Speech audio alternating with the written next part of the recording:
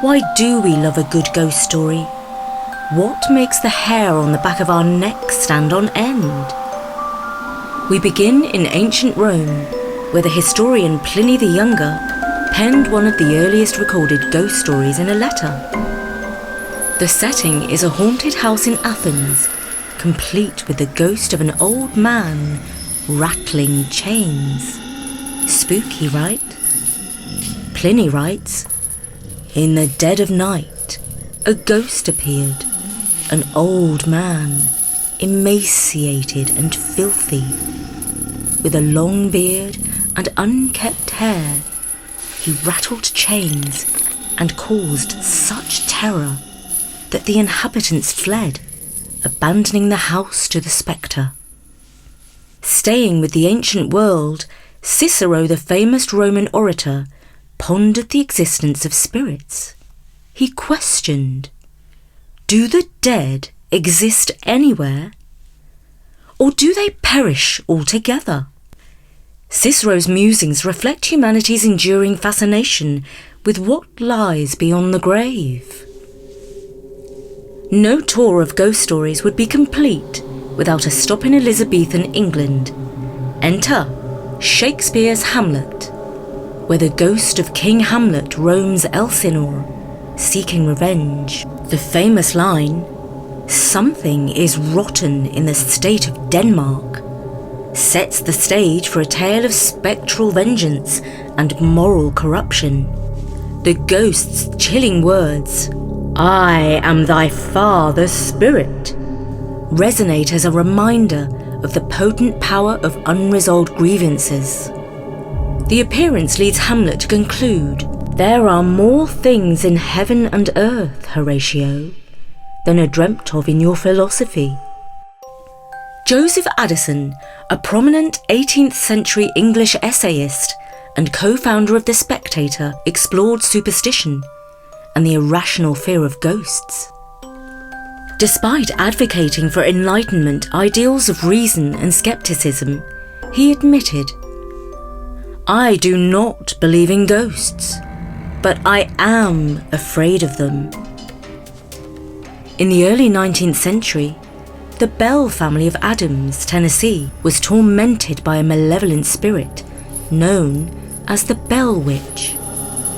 The haunting began with strange noises and escalated to violent physical attacks, particularly targeting the family patriarch, John Bell. The spirit, which claimed it would kill John, caused widespread fear and even drew the attention of future President Andrew Jackson, who stated, "I would rather face the entire British Army than to spend another night with the Bell Witch." After years of torment, John Bell died under mysterious circumstances in 1820, allegedly poisoned by the Bell Witch.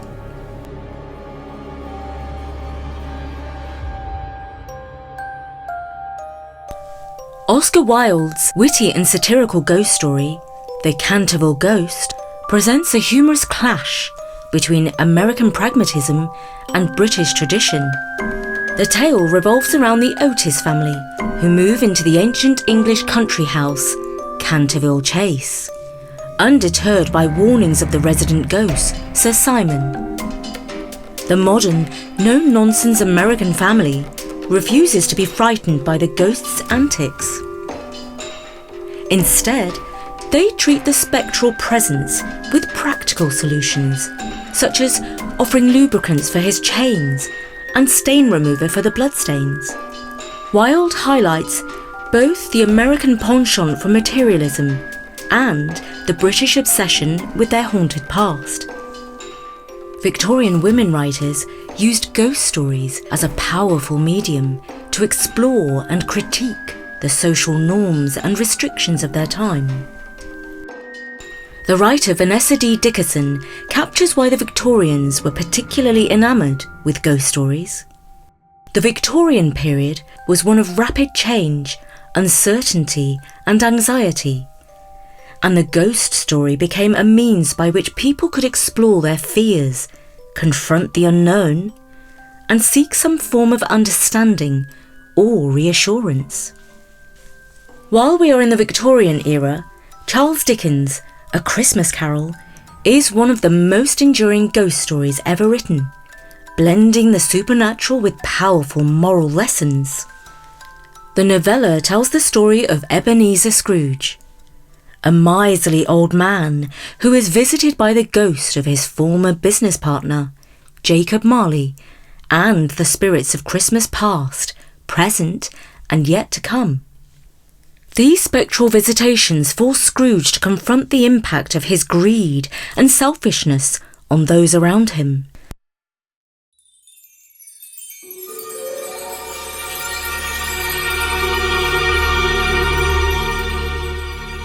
Next, we dive into the murky waters of Henry James's The Turn of the Screw.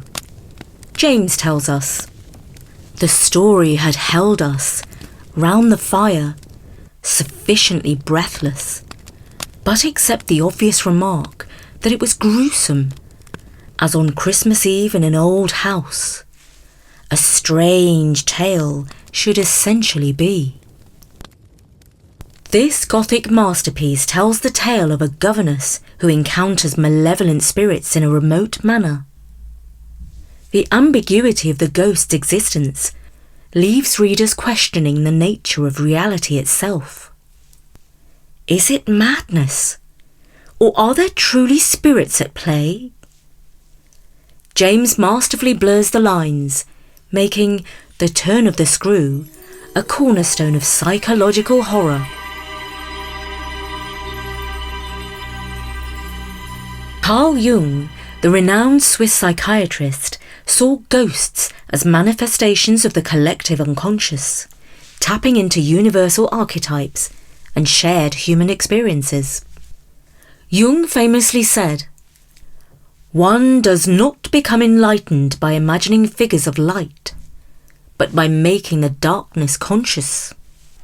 Ghost stories, in this sense, allow us to confront and integrate the darker aspects of our psyche, transforming fear into understanding. So why do we love ghost stories?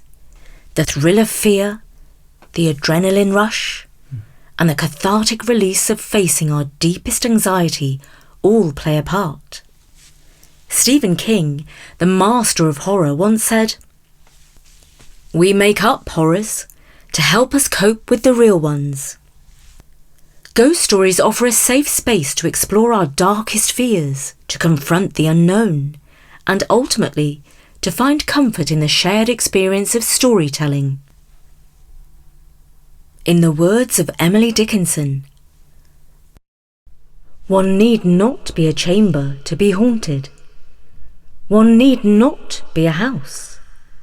The brain has corridors surpassing material places."